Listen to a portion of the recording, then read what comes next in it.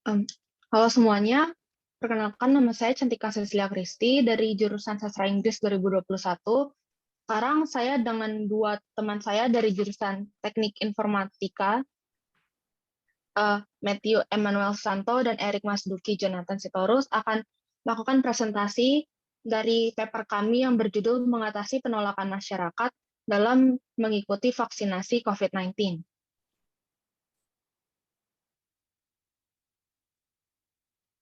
Ini ada relationship diagram yang sudah kami buat. Untuk latar belakang dari vaksinasi COVID-19 sendiri, COVID-19 adalah sebuah virus yang dapat menular dengan cepat, dan vaksin ada untuk membantu manusia agar dapat meningkatkan kekebalan tubuh, dan vaksin juga merupakan jalan keluar terakhir untuk penyakit menular tersebut. Tetapi terdapat juga halangan utama dalam penggunaan vaksin COVID-19, yaitu keraguan dan ketidakpercayaan dari masyarakat terhadap vaksin yang membuat banyak masyarakat Indonesia menolak untuk melakukan vaksinasi. Lalu, apa saja sih jenis vaksin yang tersedia di Indonesia? Sebelumnya hanya ada 6 vaksin yang tersebar dan dapat digunakan oleh masyarakat Indonesia. Tapi untuk saat ini terdapat 10 jenis vaksin corona berbeda yang tersebar di seluruh Indonesia dan dapat digunakan oleh masyarakat. Contohnya ada vaksin Sinovac, Moderna, AstraZeneca, Sinopharm, Pfizer, Novavax, Sputnik V, Janssen, Covidentia, dan Zivivax. Adapun jenisnya adalah vaksin yang diproduksi oleh PT Bio Farma Persero, AstraZeneca, China National Pharmaceutical Group Corporation Sinopharm, Moderna, Pfizer BioNTech, dan Sinovac Biotech Ltd. Lalu apakah vaksin memiliki efek samping yang berbahaya? Efek samping dari vaksin tidak akan berbahaya dan tidak akan membuat masalah terhadap kesehatan manusia. Umumnya efek samping dari vaksin ini jarang dapat terjadi, tapi masih mungkin untuk terjadi. Setiap vaksin juga memiliki efek samping yang berbeda-beda. Untuk efek samping dari vaksin Sinovac, hanya terjadi gangguan seperti sakit kepala, gangguan di kulit, atau diare, tetapi yang dilaporkan hanya 0,1-1% saja. Untuk efek samping dari AstraZeneca bersifat ringan dan sedang, seperti nyeri, kemerahan, gatal, pembengkakan, kelelahan, sakit kepala, meriang, dan mual. Untuk efek samping dari vaksin Sinopharm, yang banyak dijumpai adalah efek samping lokal yang ringan saja, seperti nyeri atau kemerahan di tempat suntikan, dan efek samping sistemik berupa sakit kepala, nyeri otot, kelelahan, diare, dan batuk. Sedangkan efek samping dari vaksin Moderna yang paling sering dirasakan yaitu nyeri di tempat suntikan, kelelahan, nyeri otot, nyeri sendi, dan pusing. Sementara itu, potensi gejala umum atau moderat yang muncul dapat berupa lemas, sakit kepala, menggigil, demam, dan mual. Untuk efek samping dari vaksin yang lain juga tidak jauh berbeda dengan efek samping dari vaksin yang sudah saya sebutkan tadi, yaitu sakit kepala, nyeri di bagian yang sudah disuntik, rasa lelah, dan badan lemas. Lalu, mengapa masyarakat Indonesia masih menolak vaksin? Penolakan ini tidak hanya terjadi di Indonesia saja, tetapi aksi penolakan vaksin juga sudah terjadi secara global. Banyak negara yang sudah membuat gerakan penolakan karena beranggapan bahwa vaksin tidaklah efektif. Banyaknya juga berita hoax yang sudah terlanjur tersebar dan informasi yang tidak tersaring di masyarakat luas, sehingga mengakibatkan penolakan semakin besar di kalangan masyarakat. Minimnya kabar atau berita yang diterima masyarakat, serta kurangnya sikap antisipasi pemerintah untuk memberikan efek edukasi terkait vaksinasi mengakibatkan adanya penolakan terhadap vaksin COVID-19 ini. Ada juga beberapa suku dan adat istiadat di Papua yang melarang untuk menerima vaksinasi. Dan melihat adanya penolakan yang dilakukan masyarakat terhadap vaksin COVID-19 dan sikap pemerintah yang kurang sigap dalam memberikan pendidikan kesehatan terkait vaksinasi kepada masyarakat, khususnya pada masyarakat yang masih hidup dengan asas adat istiadat yang kental, menyebabkan timbulnya opini negatif dari masyarakat terhadap vaksin COVID-19. Segitu dari slide saya. Selanjutnya, Oke, jadi pada bab 1 saya akan menjelaskan latar belakang. Sejak kasus COVID pertama muncul di Indonesia hingga 15 Maret 2022, ada total 5.914.532 orang yang sudah terkena virus COVID corona dengan angka kematian mencapai 152.745 jiwa. Sampai saat ini Indonesia sudah melewati 4 periode pemberian vaksin di Indonesia. Yang periode 1 dan 2-nya itu Januari 2000 sampai April 2021, dan periode 3 dan 4-nya itu April 2021 sampai Maret 2022. Periode 1 ini itu pada tenaga kerja, asisten tenaga kesehatan, tenaga penunjang, dan mahasiswa yang sedang menjalani pendidikan pada bidang kedokteran.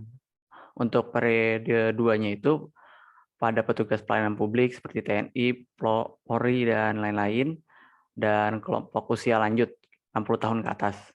Pada periode 3, masyarakat yang rentan dari aspek geospasial, sosial, dan ekonomi. Lalu untuk periode 4, masyarakat pelaku ekonomi lainnya.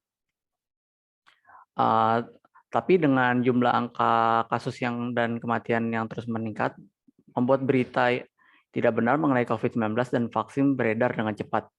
Di antaranya masyarakat banyak berita hoaks yang tersebar, membuat masyarakat mulai menolak dan tidak mempercayai pemerintah. Akibat dari ini, kekurangnya pemahaman masyarakat dapat dilihat dari tidak sedikit masyarakat yang belum setuju akan anjuran pemerintah untuk mengikuti vaksin COVID-19 sejak vaksin itu tiba di Indonesia. Nah, jadi tujuan yang ingin kami capai itu adalah untuk mengidentifikasi alasan masyarakat menolak mendapat vaksin, untuk memberikan pemahaman juga kepada masyarakat mengenai vaksin dan COVID-19, dan untuk menghilangkan keraguan masyarakat terhadap vaksin itu sendiri. Dan manfaat yang ingin kami capai adalah untuk menyebarkan pentingnya vaksin kesehatan di masa depan, dan untuk meningkatkan kesadaran masyarakat terhadap vaksin. Dan pada bab 2, kami akan menjelaskan mengenai pihak-pihak yang terlibat, langkah strategis, persoalan gagasan, solusi permasalahan. Dan itu akan dijelaskan oleh Matthew Emmanuel. Oke, untuk materi yang pertama yaitu persoalan gagasan. Dijelaskan bahwa vaksin itu dapat memberikan perlindungan pada setiap individu. Maka dari itu penting bagi masyarakat untuk memiliki pemahaman yang baik dalam mengenai COVID-19 dan vaksinasi ini. Di tengah virus yang sedang menyebar ini, kami masyarakat Indonesia pasti akan mengambil berita-berita dari media massa sosial media, entah itu Instagram, entah itu Twitter, entah itu YouTube. Maka dari itu kita memerlukan masyarakat Indonesia memerlukan pemahaman yang lebih akurat, pemahaman yang lebih teguh terhadap COVID-19 dan vaksinasi-vaksinasi yang tersedia di seluruh Indonesia. Lalu yang kedua, adanya solusi permasalahan. Nah, solusi permasalahan ini kami berikan untuk setidaknya membantu dalam mencegah permasalahan ini terjadi lagi. Yang pertama itu memberikan penyuluhan melalui sekolah dan universitas. Yang kedua, memberikan penyuluhan melalui iklan-iklan dan media seperti perantaranya di TV. Yang ketiga itu kerjasama dengan program stasiun televisi untuk menyiarkan berita dan penjelasan yang lengkap tentang vaksinasi. Yang keempat, kerjasama dengan influencer di sosial media. Mungkin ketika masyarakat Indonesia mengetahui bahwa salah satu influencer mereka telah menerima vaksinasi COVID-19 ini, mereka akan merasa lebih aman dan lebih percaya terhadap vaksinasi yang diambil oleh influencer tersebut. Lalu untuk yang kelima, permasalahan tentang masyarakat-masyarakat di pedalaman Indonesia. Bagaimana mereka dapat mendapatkan info ketika mereka memiliki keterbatasan dengan dunia internet. Maka pemerintah dapat membuat sebuah tim, di mana tim itu memiliki tugas utama untuk memasuki wilayah-wilayah pedalaman Indonesia untuk memberitakan dan menyebarkan keamanan dan kebenaran tentang COVID-19 dan vaksinasi yang tersedia di seluruh Indonesia. Lanjut. Lalu ada pihak-pihak yang terlibat. 3 pihak yang terlibat yaitu Presiden, pemerintah, dan badan-badan kesehatan dan masyarakat Indonesia. Untuk Presiden, dia terlibat karena dia memiliki kuasa tertinggi terhadap sebuah negara. Dia mengatur negara dan dia mengatur warga-warga, masyarakat, dan pemerintah-pemerintahan yang ada di Indonesia. Oleh karena itu, dia memiliki kekuasaan untuk menyebarkan dan mengadakan vaksinasi di seluruh Indonesia.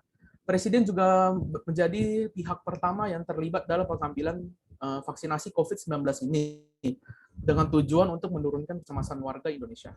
Lalu yang kedua, di pemerintahan dan badan-badan kesehatan. Pemerintahan dan badan-badan kesehatan ikut terlibat dalam membantu Presiden menangani penyebaran vaksinasi COVID-19 di seluruh Indonesia.